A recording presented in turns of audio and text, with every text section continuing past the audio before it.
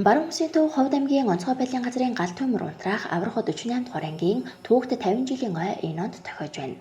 Гал төмөр унтраах аврахад 48 дугаар ангийн түүхтэд 50 жилийн ойг тохиолдуулан Ховд аймгийн онцгой байдлын газрын нийт бие бүрэлдэхүүн өнөөдөр аймгийн төв талбайд ёслолын жигсаал зохион байгуулж Галдан бошгот хааны хөшөөнд цэцэг өргөж хүндэтгэл үзүүлснээр ойн баярын арга хэмжээ эхэллээ.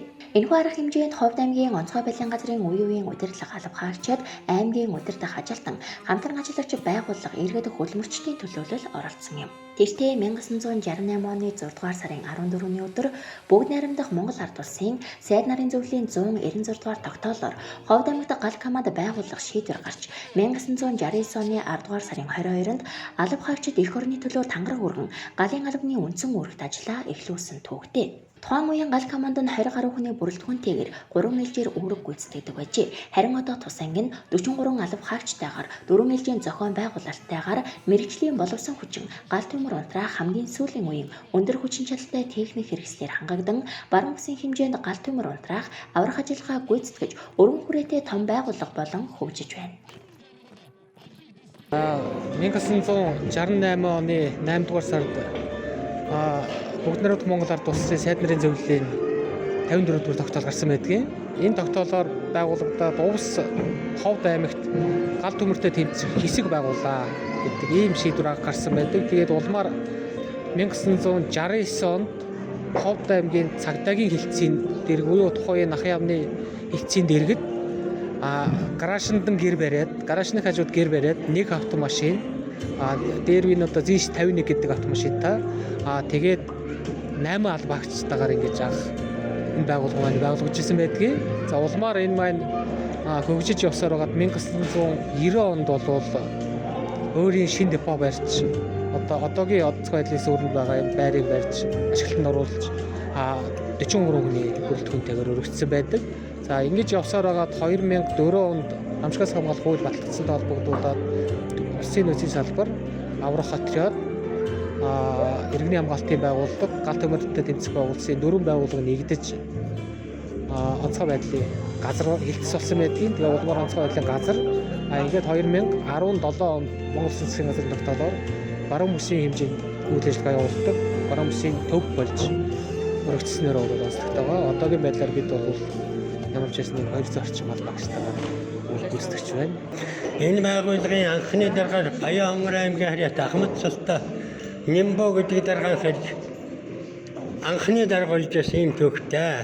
Энэ байгууллагад би анхны 5 дахь жолоочоор орж ажиллаж байсан. Энэ үед анхны жолооч Дэчин, Ширдэгжав, Дорцогтой, Жигжид бид дөрвөн жолооч анхаарч ажиллаж байсан. Ингээд би нийгмийн намаас хэлцтэй ажиллаж байгаа дахиад 1978 онд энэ ангид дээрж ахлах жолооч үе авто механикаар ажиллаж байгаад 1990 онд тэтгэвртэй гарсан ийм төвтэй маа. Тэгэхэд тэр үед бол аж ахуй зохион байгуулалтын санхүүгийн хуулийн нэг хөрөлцөөнөөтэй гурван байгууллага нэг төсөлтэй цагдаа тагнуул гал гэдэг чинь нэг төсөлтэй нэг нэгтлэнтэй ингэж ажиллаж байсан ийм төвтэй. За тэгээд 1990 онд ардын арчсан урсгалж гурван байгууллага сальж гал унтраах 48 дугаар анги тусдаа гарч дээр нь гал унтраах 48 дугаар анги иргэний хамгаалтын газар нөөцийн газар нэгдэж онцгой байдлын анхны байгууллага үүсгэжсэн юм төгтөм аа. Үүний дараагаар баруун бүсийн төв Ховд аймгийн онцгой байдлын газрын гал төмөр унтраах аврахад 48 дугаар ангийн түүхтэд 50 жилийн ойд зориулсан баярын хурал аймгийн хөгжим драмын театрт боллоо. Баярын хурлын нээлттэй улсын хурлын гишүүн Пүрүүт гарч аймгийн иргэдийн төлөөлөгчдийн хурлын дарга Пүрүүганд аймгийн засаг дарга Дүгэрж ав.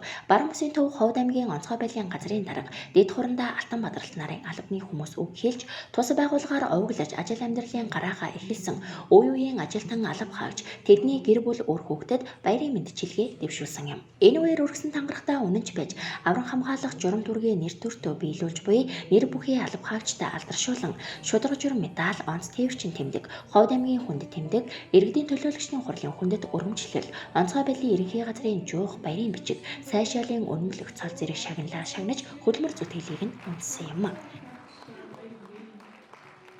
Агүй онцгой байдлаар 2017 оны 28-наас эхлээд ажиллаж байгаа одоо 3 жилдээ ажиллаж байгаа. аврагч ганц нөхч мэрэгчлэр ажилладаг байгаа.